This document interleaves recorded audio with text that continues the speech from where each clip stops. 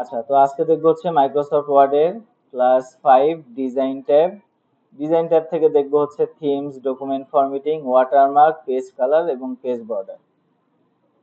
Themes, document formatting, আসো কোন tab থেকে দেখবো? Design tab. মিনিমাইজ করে ফেলি আমাদের এই যে ডকুমেন্ট থেকে আমরা চলে যাব হচ্ছে এই যে ডিজাইন ট্যাবে প্রথমে আছে এই যে থিমস এবং এগুলো হচ্ছে ডকুমেন্ট ফরম্যাটিং।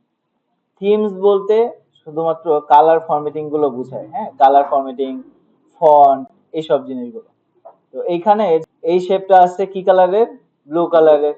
আচ্ছা, এখন ডকুমেন্টের এই টেক্সট গুলো কিসের আছে দেখি। এই যে ক্যালিব্রি বডিতে আছে 12 সাইজের। বাট আমরা যখন থিম চেঞ্জ করব, যে ডিজাইন ট্যাবে এসে থিম চেঞ্জ করব, ওই থিম অনুযায়ী ওই ফন্ট চেঞ্জ হবে, ওইটার কালার গুলো চেঞ্জ হবে, হ্যাঁ, ওই প্যালেটের সব চলে যাবে। হ্যাঁ, চেঞ্জ হয়ে যাবে। তো হচ্ছে আমি যে কোনো একটা উপরে জাস্ট মাউসের পয়েন্টারটা নিয়ে আসলে ও আগে স্যাম্পলটা দেখায়। হ্যাঁ, যে ক্লিক করা ছাড়াই যে এক একটা থিমসে যে এই দেখো ফন্ট গুলাও কিন্তু চেঞ্জ হচ্ছে। এগুলো হচ্ছে এক একটা থিমস এর পরে আছে ডকুমেন্ট ফরম্যাটিং, যে তুমি আলাদা আলাদা করে এই যে প্রত্যেকটা থিমের মধ্যে আবার এই যে ডকুমেন্ট ফরম্যাটিং আলাদা আলাদা করে করা আছে। তোমার যেটা পছন্দ ওটাতে ক্লিক করলে এটা অ্যাপ্লাই হয়ে যাবে। তবে যেই কালার দিছো, এই যে দেখো এই শেপ গুলো অন্য কালার ছিল না, এখন কিন্তু এই যে এই কালারে কনভার্ট হয়ে গেছে। এরকম যত শেপই আছে সবগুলো এরকম কালার কিন্তু ওই থিম অনুযায়ী চেঞ্জ করা যায় বা হয়ে যায়। এখন এই কালারে আবার এখানে অনেক ফরম্যাটিং আছে, এখান থেকেও তুমি কালার প্যালেট থেকেও চেঞ্জ করতে পারবা। ওকে, তো আমাদের এই ডিজাইন থেকে মূলত কাজ হচ্ছে এই তিনটা জিনিস: watermark, page colour, page border.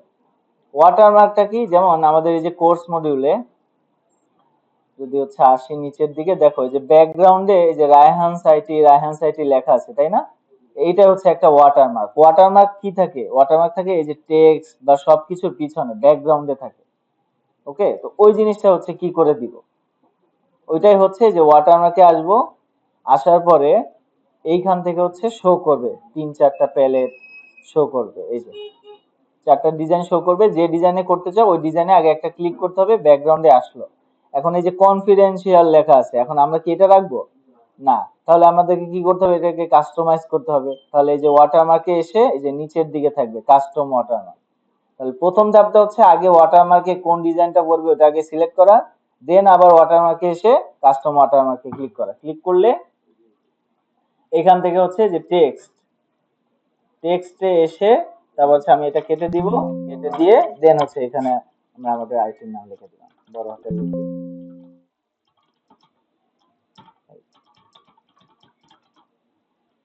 লিখে ওকে করে দিলে এই যে ব্যাকগ্রাউন্ডে ওই লেখাটা বসে যাবে। এবং কি যতগুলো পেজ থাকবে ততগুলো পেজে বসে যাবে। এই যে ইনসার্টে দেখছিলাম না আমরা হেডার আর ফুটারের কন্ডিশন কি ছিল? হেডার আর ফুটারে যাই লিখবো প্রত্যেকটা পেজে কি সেগুলো আসবে বা ওইটাই অ্যাপ্লাই হবে, হ্যাঁ, ওরকম। আচ্ছা, তো ডিজাইন ট্যাবে ছিলাম, ওয়াটারমার্ক দেখলাম, এরপর হচ্ছে পেজ কালার এখন কি কালার আছে? হ্যাঁ, হোয়াইট কালার আছে। এখন আমি যদি প্রিন্ট করতে চাই, তাহলে প্রিন্টের সময় আমরা যে প্রিন্টে পেপারটা দিব ওটা কি কালার থাকে? সাদা কালারের কাগজ থাকে, অফসেট পেপার থাকে, এ4 পেপার থাকে, এগুলো।